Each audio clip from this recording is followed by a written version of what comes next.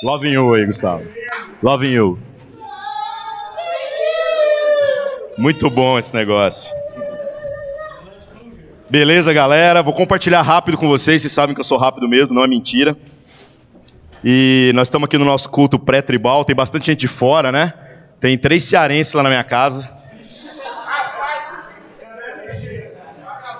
Até quarta-feira vai ter 7 pessoas lá em casa. Então, se você ainda quer hospedar alguém, eu garanto que eu arrumo alguém para pôr na sua casa, viu?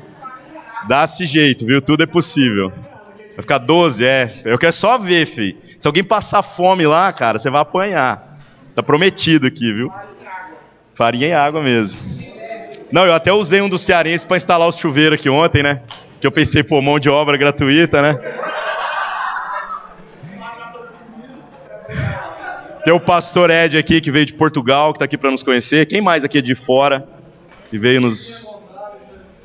Christian Gonzalez. Quem mais? De onde? Chile. Chilenos. Tem mais alguém? Araguari não vale. Então, se esse Panambi... Se esse culto já está cheio, eu estou até com medo de como vai ser o culto depois do tribal, né? Porque vai ficar gente aí com força.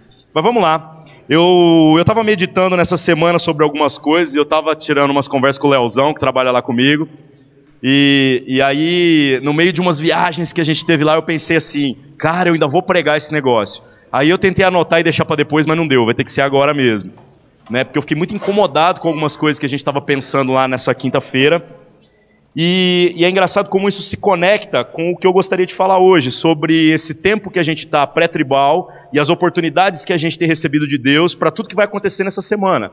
Então, para a gente que está trabalhando na equipe do tribal, e todos aqui que fazem parte da equipe devem saber do que eu estou falando, a gente já está sem dormir direito há alguns dias, e isso vai piorar. E como eu sou palestrante desmotivacional, eu vim aqui para dizer que a sua vida também vai piorar. Amém?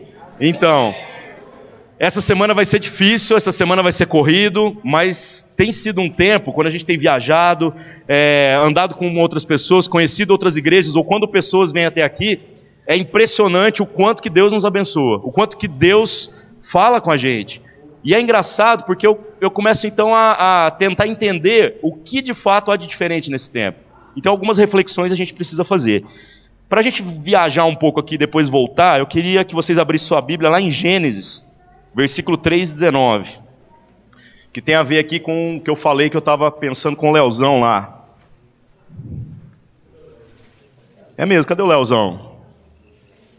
Traidor do movimento. Não, ele vai chorar se ele ver esse vídeo eu falando isso. Te amo, Leozão, beijo pra você. Olha o contexto disso aqui que nós vamos ler, hein? Gênesis 3, versículo 19. É lá no começo, viu? Contexto dessa parada aqui. O que acontece com o homem e sua mulher após a queda, após o pecado? Versículo 19. Deus falando, hein? Com o suor do teu rosto você comerá o seu pão até que volte à terra, visto que dela foi tirado, porque você é pó e ao pó voltará. Adão deu à sua mulher o nome de Eva, pois ela seria a mãe de toda a humanidade. O Senhor Deus fez roupas de pele e com elas vestiu Adão e sua mulher. Então disse o Senhor Deus: agora o homem se tornou como um de nós, conhecendo o bem e o mal. Não se deve, pois, permitir que ele tome também do fruto da árvore da vida, e o coma e viva para sempre. Por isso o Senhor Deus o mandou embora do jardim do Éden, para cultivar o solo do qual fora tirado. E depois de expulsar o homem, colocou a leste do jardim do Éden querubins e uma espada flamejante que se movia, guardando o caminho para a árvore da vida. Olha que coisa louca, essa história aqui fala sobre o que aconteceu com o homem depois do pecado, o primeiro pecado, depois da primeira vez que o homem foi capaz de desobedecer Deus, e a consequência disso direta. Deus colocou o homem fora do Éden, e eu tenho pensado muito no que isso significa. Eu tenho sido assim incomodado por Deus para tentar entender tudo o que representa estar fora do Éden. A reflexão que eu trago para vocês é sobre a importância da gente encontrar um perfeito alinhamento entre aquilo que os nossos olhos são capazes de enxergar e aquilo que Deus vê, para que a gente possa permanecer firme no caminho que representa com fidelidade a nossa vocação, o caminho que Deus tem nos proposto. E a gente sabe que a vida é difícil, que a vida é composta de lutas, nós vamos sentir muitas lutas na nossa carne, muitas coisas vão custar muito caro, mas ainda assim a gente tem a certeza absoluta, quando nós vivemos uma vida segundo a vocação que Deus tem nos dado, de que nós estamos fazendo a coisa certa. Então esse tempo é um tempo onde a gente vai tentar fazer uma reflexão sobre isso, sobre atrás de que a gente está correndo, para que a gente possa realmente ter a convicção de que nós estamos indo pelo caminho certo. Porque se nós não estamos, algumas coisas têm que ser consertadas, algumas coisas têm que ser corrigidas, ou então você vai para o inferno de uma vez e para de perder o seu tempo e o nosso, porque é triste ver alguém tentando fingir ser aquilo que não é. Bem complicado, né? Eu volto a pensar então, voltando a falar de Adão, já já a gente vai falar sobre o versículo, e tento pensar na natureza de Adão, esse homem criado por Deus, perfeito, na mão de Deus, que foi feito do pó, mas tem um sopro de vida, e é feito uma imagem segundo a semelhança que ele possuía com Deus.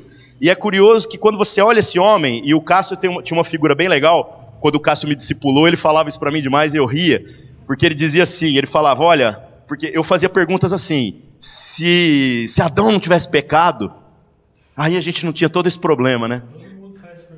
Todo mundo faz, né, Cássio? E aí o Cássio dizia assim para mim, cara, se fosse eu que estivesse no lugar de Adão, eu tinha até subido na árvore.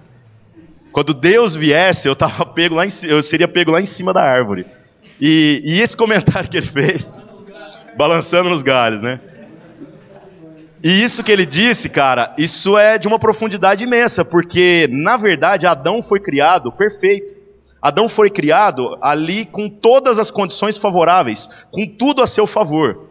Tudo aquilo que você está sofrendo aí na sua carne, que você está sofrendo no seu caráter, na sua índole, Adão não sofria 99% das coisas que você sofre. E ainda que Adão sofresse de alguma coisa, ele tinha livre acesso à árvore da vida. Ele poderia ir lá e comer da árvore da vida a hora que ele quisesse, e tudo estava resolvido. Então assim, tá jogando um futebol lá, né? Bom, tinha que ser gol a gol, né? Ele e Eva, né? Porque não tinha muitas pessoas ali naquele momento.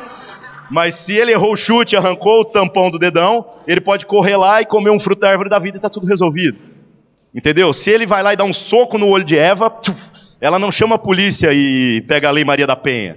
Ela corre lá e pega 2 frutos, um para ela, um para o marido dela, tudo está consertado, tudo está resolvido. É uma condição ideal na qual nós estamos muito longe.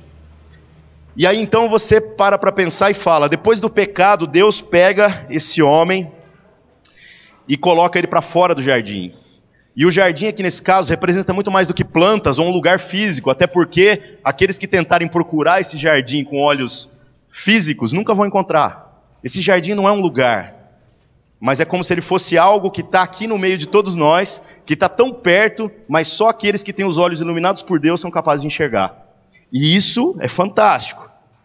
A gente para refletir e nós percebemos então que toda a liberdade que Deus tem nos dado, ela é baseada dentro do universo de escolhas que nós somos capazes de conceber mentalmente.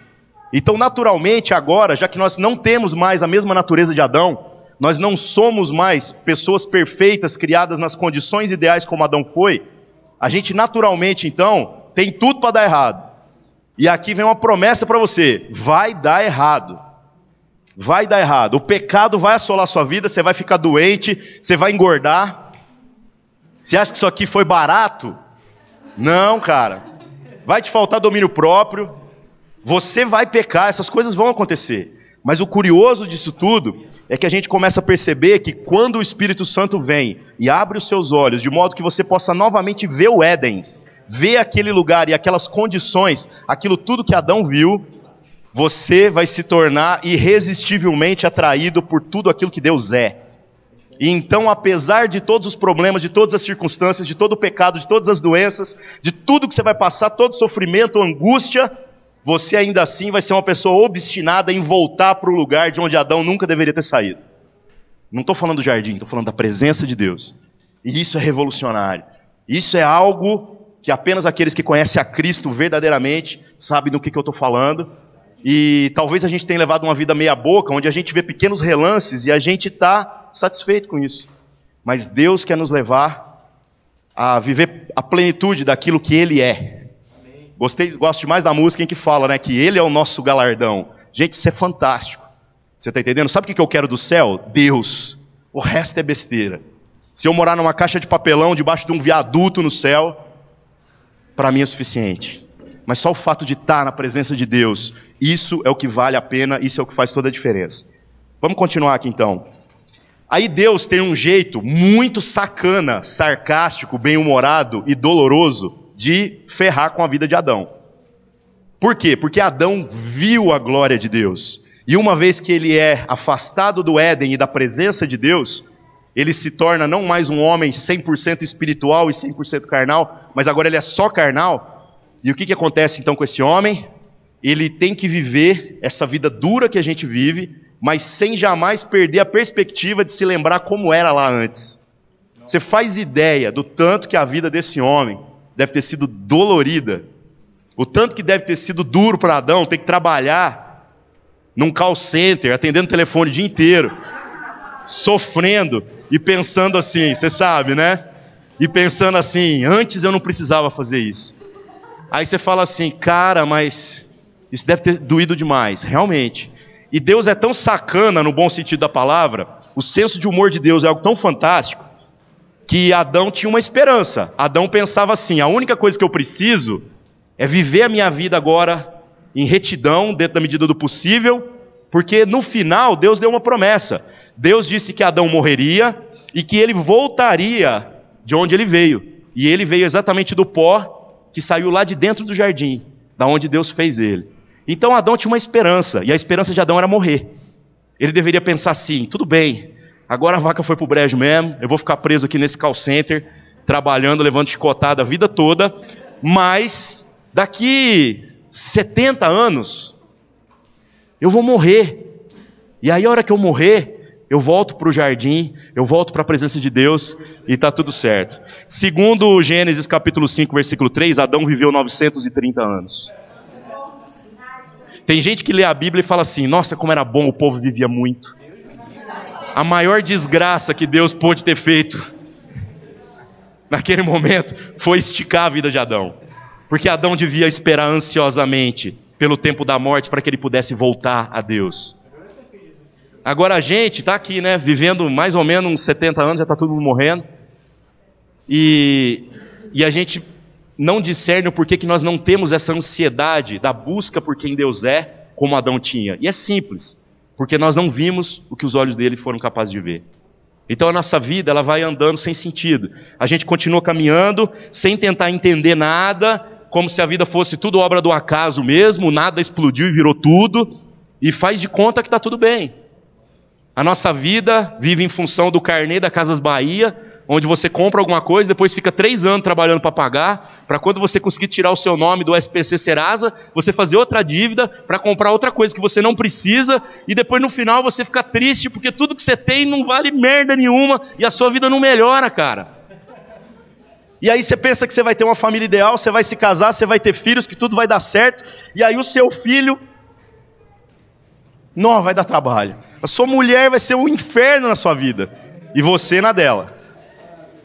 E aí, glória a Deus, é isso aí. Difícil falar essas coisas. E então a gente é confrontado com uma realidade muito interessante. Abre a sua Bíblia em Hebreus capítulo 12, versículo 1 mesmo.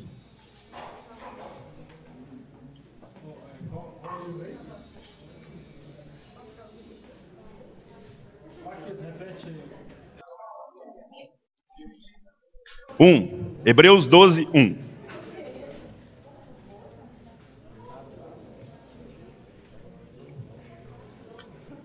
Olha que beleza, olha só, hein?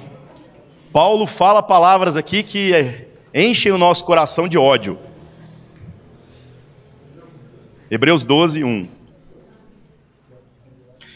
Eu conheci um cara em São Paulo, o Vitão, lá da Capital Augusta. A gente estava num grupo pequeno, e aí um dia a gente discutindo umas coisas lá com a galera, e ele virou e falou assim, olha, tem umas coisas na Bíblia que eu não consigo aceitar.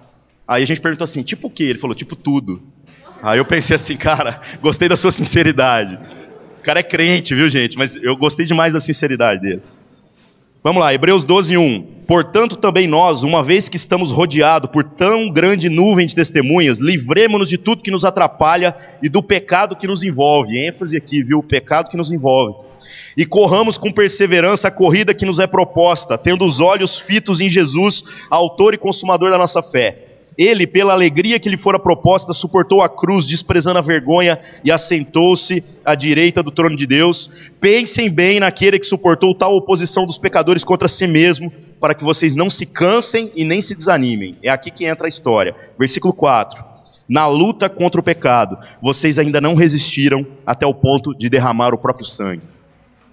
Gente, o fato da gente não enxergar as coisas que Adão enxergou, o fato da gente não ter a perspectiva de compreender tudo aquilo que Adão compreendeu por viver na presença de Deus, muitas vezes tem nos feito ter uma vida tão vazia de propósitos, que a gente de fato está longe disso aqui que Paulo está falando, que é a capacidade de resistir ao pecado até derramar o nosso sangue, até morrer se necessário. E eu sei que isso às vezes parece utópico, mas é esse caminho que Deus quer levar a nossa vida. É por esse caminho que Ele quer nos levar. Essa semana eu me senti espiritualmente confrontado, porque era como se o diabo gritasse na minha cabeça e começasse a falar o quanto que eu sou vagabundo, o tanto que eu sou preguiçoso, o tanto que eu sou inútil, o tanto que aquelas coisas do meu coração, que são as coisas ruins que Deus tem tratado nesses anos todos, tudo isso colocasse numa lente de aumento e o diabo esfregasse isso na minha cara. E aí, na menor ocasião, não, ao menor pecado, ao menor tropeço, ao menor pensamento que vai longe daquilo que Deus quer para a minha vida, eu me senti como se eu estivesse no chão e o diabo me colocasse de 4 e me chutasse como se eu fosse um cachorro sarnento, porque é isso que o diabo quer fazer com a sua vida e é isso que o pecado faz com a sua vida. E aí, no meio disso tudo, a gente tem a oportunidade de agora estar aqui reunido como igreja, da gente abraçar uns aos outros, irmãos de fora, pessoas que às vezes estão passando as mesmas coisas que a gente está passando. E a única palavra de esperança que a gente tem para dar uns para os outros é: estamos juntos, cara. E nós vamos chegar de volta ao lugar que Deus quer nos levar. Nós vamos voltar para a presença de Deus. Então firma o semblante. Vamos lá, vamos aguentar mais, vamos mais, até que a gente possa derramar o nosso sangue, se necessário, para ter uma vida íntegra na presença de Deus. Eu fui muito confrontado pelo diabo, e isso serviu para que eu me lembrasse que eu não sou nada, que eu diante de Deus não sou nada, que eu não valho nada, que a minha vida é uma porcaria, que eu sou inútil e que Deus não precisa de mim para fazer a obra dele, porque Deus tem gente muito melhor do que eu. E quando o diabo esfregou isso tudo na minha cara, eu pude me levantar e me lembrar de tudo aquilo que Deus tem nos dado o privilégio de enxergar, que é o lugar para onde nós estamos indo, o lugar para onde Ele quer nos levar, essa presença de Deus que talvez os nossos olhos visíveis não enxergaram como Adão enxergou, mas os nossos olhos espirituais têm sido capazes de perceber. E aí eu disse: obrigado, diabo, porque até você tem que se submeter aos propósitos do Senhor para fazer as coisas de Deus acontecer na nossa vida. O diabo tentando nos arrastar e nos desanimar e te chutar como um cachorro mesmo, como eu falei, ainda assim, ele tem que se submeter ao senhorio de Cristo e ao governo de Deus sobre todas as coisas nesse mundo. E irmãos, talvez a sua vida esteja nessa circunstância, talvez no seu coração que você pode estar sentindo exatamente isso, que você, esse cachorro sarnento, está sendo chutado de um lado para o outro como se você não valesse nada. A reflexão para hoje é: realmente você não vale nada, mas Deus é capaz de fazer coisas maravilhosas através da sua vida. Porque Deus tem nos feito igreja, Deus tem nos feito fazer coisas que, quando a gente para fazer contabilidade, a gente fala: como que a gente conseguiu fazer isso? Os milagres que vocês viveram lá no Paraguai, os milagres que vocês vão viver lá no Paraguai, coisas que um dia pessoas vão pegar e dizer assim: cara, aquele abraço que vocês foram lá e me deram, passando necessidade, cara, com tudo contra, aquilo lá mudou a minha vida. Nós temos colhido esses frutos. E é preciso então agora que a gente faça uma reflexão sobre a nossa vida, se a gente tem enxergado as coisas espirituais que Deus quer nos mostrar. Porque senão nós vamos perder o foco. A gente não vai ser gente obstinada como Adão. Essa sacaneada de Deus de fazer ele viver 930 anos é algo que eu gostaria de entender, né? Mas tudo bem. Para encerrar, Nós precisamos rever as nossas motivações para que a nossa natureza expresse com clareza a nossa vocação, para que a nossa vida expresse com clareza aquilo que Deus é em nós. Que nesses dias a gente possa abrir os nossos olhos e ouvidos para tudo aquilo que Deus irá utilizar para renovar o nosso entendimento. Que você aproveite todos os visitantes, a oportunidade de hospedar alguém na sua casa, a oportunidade de ter uma conversa, a oportunidade que Deus está esfregando na sua cara, e às vezes você está não enxergando isso. Que você aproveite tudo isso. Que o nosso coração se torne sensível àquilo que o Espírito Santo tem gritado e continuará gritando dentro de cada um de nós. Não se esqueça que nós fazemos parte de uma revolução. Essa revolução é silenciosa, mas ela está acontecendo.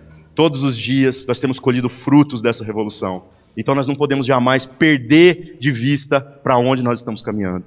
Irmãos, se alguém aqui tem tido dificuldade de enxergar para onde nós estamos caminhando, nós precisamos conversar sobre isso. Nós precisamos andar mais junto. Talvez alguém vai ter que te guiar pela mão durante um tempo até que você seja capaz de enxergar. Mas pelo amor de Deus, para de viver no automático. Porque não há tempo mais a perder. Não há tempo mais a perder. Nem o seu, nem o meu, nem o de ninguém aqui. Nós queremos resolver as coisas. Nós queremos ser gente obstinada em voltar para a presença de Deus. Porque não há lugar melhor do que esse. E para encerrar mesmo, gente, uma mensagem de esperança aqui, depois de tanta coisa ruim que eu falei para você, né, que vai piorar, vai doer e tudo isso. O Espírito Santo, que vai fazer todas essas coisas na sua vida, ele não vai operar a partir de agora. Ele já estava em você antes de você chegar nesse culto.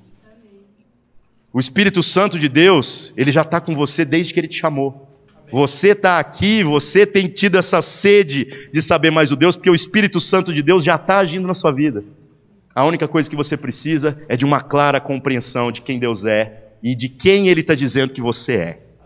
Isso é que vai fazer toda a diferença, isso é que vai transformar a nossa vida e vai transformar o mundo ao nosso redor e vai fazer ecoar por toda a eternidade frutos dignos, frutos que sejam dignos de serem lembrados. Então, que a gente possa orar agora, você coloque sua vida diante de Deus e que você pense, se você tem sido um homem que suportaria viver dessa maneira miserável nessa carne como nós temos vivido durante 930 anos como Adão viveu, sem se corromper de novo, mas com uma visão obstinada de voltar para Deus e poder usufruir de tudo aquilo que Deus é, de tudo aquilo que Deus, não apenas do que Deus faz, mas daquilo que Deus é. Beleza? Vamos orar então, coloca sua vida diante de Deus. Senhor nosso Deus, em nome de Jesus, nós pedimos perdão pelos nossos pecados, e o Senhor sabe quais são os nossos pecados, Pai. Nós pedimos perdão, Pai, pela quantidade de vezes que nós envergonhamos o Teu Evangelho, pelo quanto, Senhor Deus, a gente tendo muitas condições favoráveis, ainda assim, a gente começa a repetir erros que não precisavam ser repetidos. Pelas vezes que a gente age feito criança, pelas vezes que a gente age feito moleques, Pai, pelas vezes em que a gente se deixa deslumbrar pela glória desse mundo e se esquece que a promessa do Senhor para nós é melhor do que tudo isso. Abre os nossos olhos espirituais para que a gente possa enxergar aquilo que Adão viu, Pai. Que a gente possa te ver, Senhor Deus. Que a gente possa ser deslumbrado com aquilo que o Senhor é. E que nós possamos nos tornar pessoas obstinadas em buscar o Teu caminho, Pai. Em nome de Jesus. Nós pedimos pelo Tribal Generation, por tudo que vai rolar essa semana. Que esse tempo seja um tempo marcante na nossa vida, na vida das pessoas que vão estar vindo. Que o Senhor use as coisas simples para confrontar o nosso coração. E que a gente nunca se esqueça que apesar da gente muitas vezes estar sofrendo por conta do pecado e da opressão do diabo, ainda assim o Teu Espírito Santo está com nós, Pai. E então está tudo resolvido. Nós sabemos que está tudo resolvido e essa é a nossa esperança, essa é a nossa fé, Pai. Nos sustenta, nos enche de alegria e nos leva como igreja unidos, cheios, Senhor Deus, de força para permanecer de pé diante desse mundo, Senhor Deus, e para que a gente permaneça fiel à Tua palavra até o final. Em nome de Jesus, Pai. Faça através da nossa vida a Tua revolução nesse mundo, Pai. Em nome de Jesus. Amém.